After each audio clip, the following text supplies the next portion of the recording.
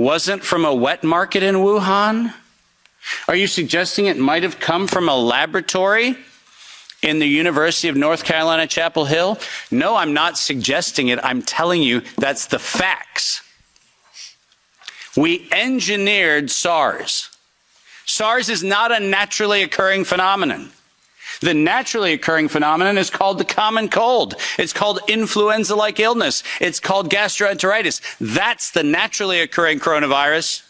SARS is the research developed by humans weaponizing a life system model to actually attack human beings. And they patented it in 2002.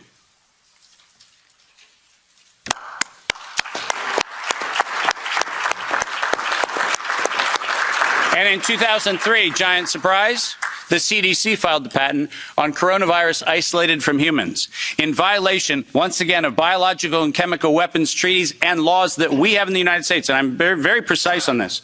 The United States likes to talk about its rights and everything else and the rule of law and all the nonsense that we like to talk about. But we don't ratify treaties about, I don't know, defending humans. We conspicuously avoid that. We actually have a great track record of advocating for human rights and then denying them when it comes to actually being part of the international community, which is a slightly problematic thing. But let's get something very clear. When the CDC in April of 2003 filed the patent on SARS coronavirus isolated from humans, what did they do? They downloaded a sequence from China and filed a patent on it in the United States. Any of you familiar with biological and chemical weapons treaties knows that's a violation. That's a crime. That's not an innocent oops. That's a crime.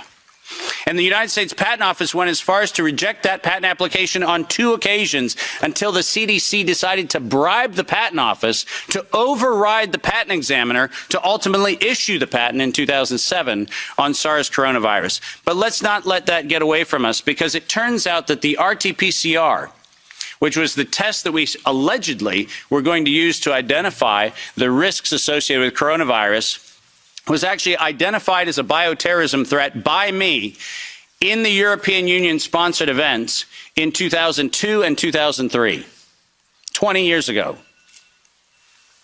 That happened here in Brussels and across Europe. In 2005, this particular pathogen was specifically labeled as a bioterrorism and bioweapon platform technology. Described as such. That's not my terminology that I'm applying to it. It was actually described as a bioweapons platform technology in 2005. And from 2005 onwards, it was actually a biowarfare enabling agent, its official classification from 2005 forward. I don't know if that sounds like public health to you. Does it? Biological warfare enabling technology. That feels like not public health. That feels like not medicine. That feels like a weapon designed to take out humanity. That's what it feels like. And it feels like that because that's exactly what it is. We have been lured into believing that EcoHealth Alliance and DARPA and all of these organizations are what we should be pointing to, but we've been specifically requested to ignore the facts that over $10 billion have been funneled through black operations through the check of Anthony Fauci and a side-by-side ledger where NIAID has a balance sheet and next to it is a biodefense balance sheet equivalent dollar-for-dollar matching that no one in the media talks about. And it's been going on since 2005. Our gain-of-function moratorium, the moratorium that was supposed to freeze any efforts to do gain-of-function research. Conveniently, in the fall of 2014, the University of North Carolina, Chapel Hill received a letter from NIAID saying that while the gain-of-function moratorium on coronavirus in vivo should be suspended, because their grants had already been funded, they received an exemption. Did you hear what I just said? A biological weapons lab facility at the University of North Carolina, Chapel Hill, received an exemption from the gain-of-function moratorium so that by 2016, we could publish the journal article that said, SARS coronavirus is poised for human emergence in 2016. And What, you might ask, Dave, was the coronavirus poised for human emergence? It was WIV1. Wuhan Institute of Virology Virus 1. Poised for human emergence in 2016 at the proceedings of the National Academy of Sciences, such that by the time we get to 2017 and 2018, the following phrase entered into common parlance among the community. There is going to be an accidental or intentional release of a respiratory pathogen. The operative word, obviously, in that phrase, the word release. Does that sound like leak? Does that sound like a bat and a pangolin went into a bar in the Wuhan market and hung out and had sex and lo and behold, we got SARS-CoV-2? No. Accidental or intentional release of a respiratory pathogen was the terminology used, and 4 times in April of 2019, 7 months before the allegation of patient number 1, 4 patent applications of Moderna were modified to include the term accidental or intentional release of a respiratory pathogen as the justification for making a vaccine for a thing that did not exist. Keep going. If you have not done so, please make sure that you make reference in every investigation to the premeditation nature of this, because it was in September of 2019 that the world was informed that we were going to have an accidental or intentional release of a respiratory pathogen so that by September 2020, there would be a worldwide acceptance of a universal vaccine template. That's their words, right in front of you on the screen. The intent was to get the world to accept a universal vaccine template, and the intent was to use coronavirus to get there. And the last slide. This isn't advancing, so if I could have somebody do it. Let's read this, because we have to read this into the record everywhere I go.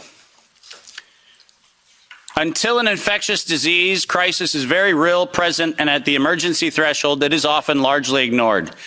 To sustain the funding base beyond the crisis, he said, we need to increase the public understanding for the need for medical countermeasures such as a pan-influenza or pan-coronavirus vaccine. A key driver is the media, and the economics will follow the hype. We need to use that hype to our advantage to get to the real issues. Investors will respond if they see profit at the end of the process. Sounds like public health?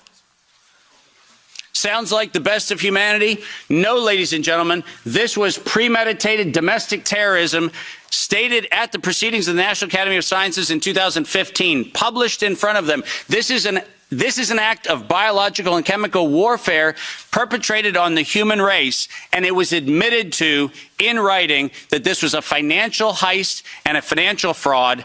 Investors will follow if they see profit at the end of the process. Let me conclude by making 5 very brief recommendations. The last slide. Nature was hijacked. This whole story started in 1965 when we decided to hijack a natural model and decide to start manipulating it. Science was hijacked when the only questions that could be asked were questions authorized under the patent protection of the CDC, the FDA, the NIH, and their equivalent organizations around the world. We didn't have independent science. We had hijacked science. And unfortunately, there was no moral oversight in violation of all of the codes that we stand for. There was no independent, financially disinterested, independent review board ever impaneled around coronavirus, not once. Not once. Not since 1965.